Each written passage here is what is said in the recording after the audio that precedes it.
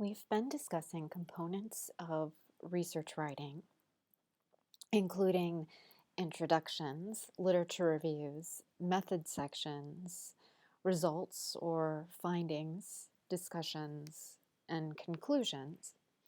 And I wanted to walk you through a couple of examples. One that takes a pretty traditional way of presenting research, and one that's a little bit different. These examples should be pretty familiar to you, but I thought it might help for us to take a look at exactly how these are set up so that you can make some decisions about how you might want to present your research. So this first piece is the Aaron Donovan um, research essay on learning to embrace our stories using place-based education practices to inspire authentic writing.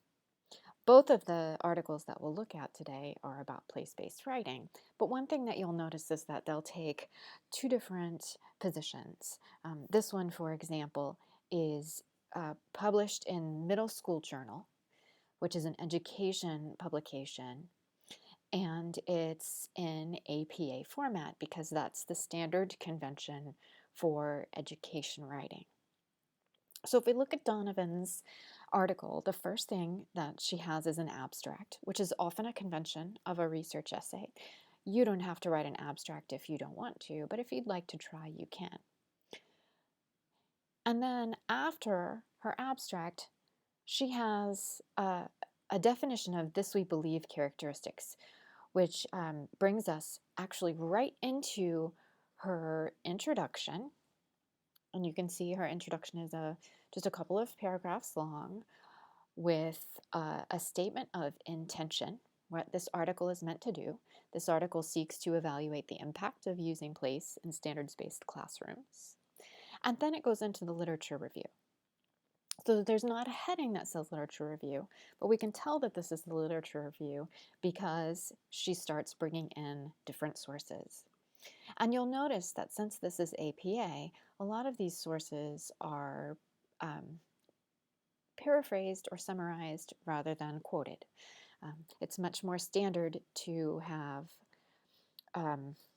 quotes in the humanities-related writing or MLA citations. So you can see she's got several pages of literature review.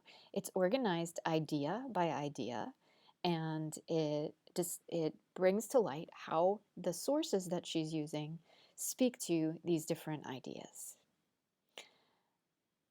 At the end of the lit review, she reframes what her purpose is, and then she even gives us her research questions. She writes, the research was built around the following questions. Not every piece of research writing will do this, but Donovan's does. Then we go into her methods section, and in her methods section, she tells us exactly what she did, what school she worked with, who the students were, how the research was implemented, and then how she looked at the data. And as it turns out, this ends up being like a case study analysis. So when we get to her findings section, she tells us that she's just going to look at the writing of 3 students that she analyzed.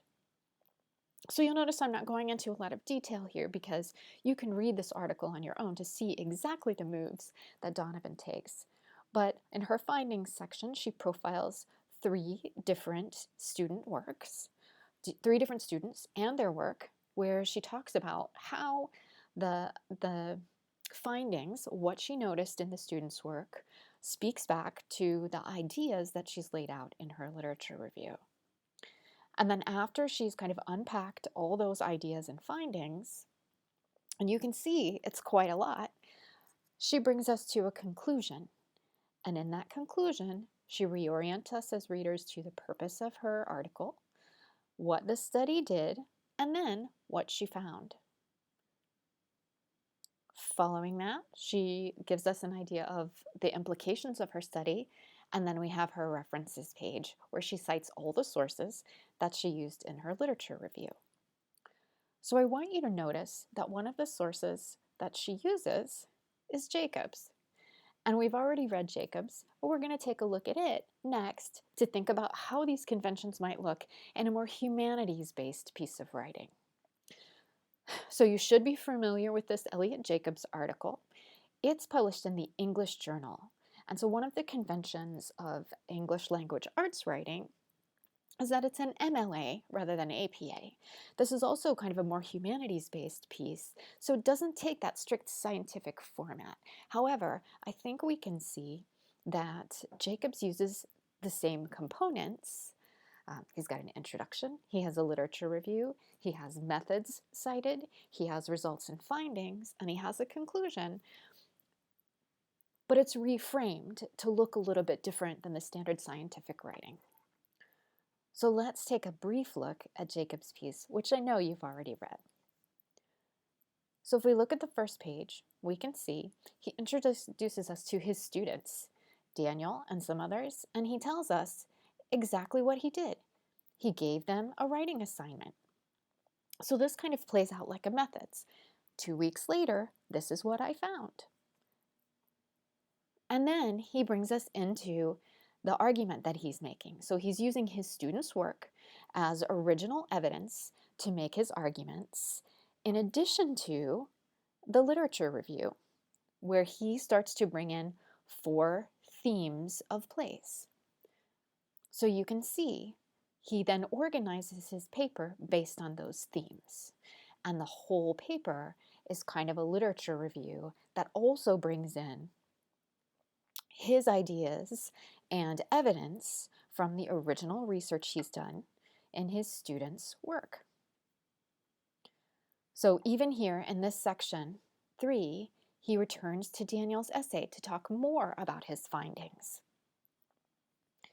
And at the end of the paper, instead of a conclusion, he returns again to his student's image, his student's metaphor, and then he makes his last argument. He reconnects to his thesis.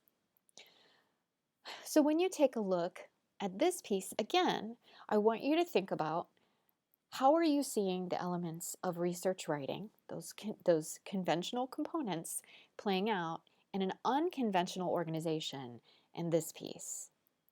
So to summarize, Donovan and Jacobs are writing about the same thing.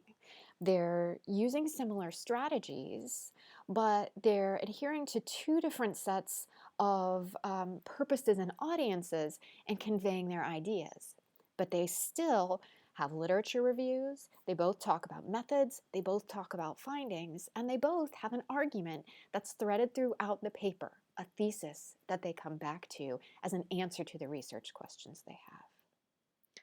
I hope this video has been helpful to you, and I'm looking forward to seeing how you'll incorporate some of these ideas or structures into your own research project.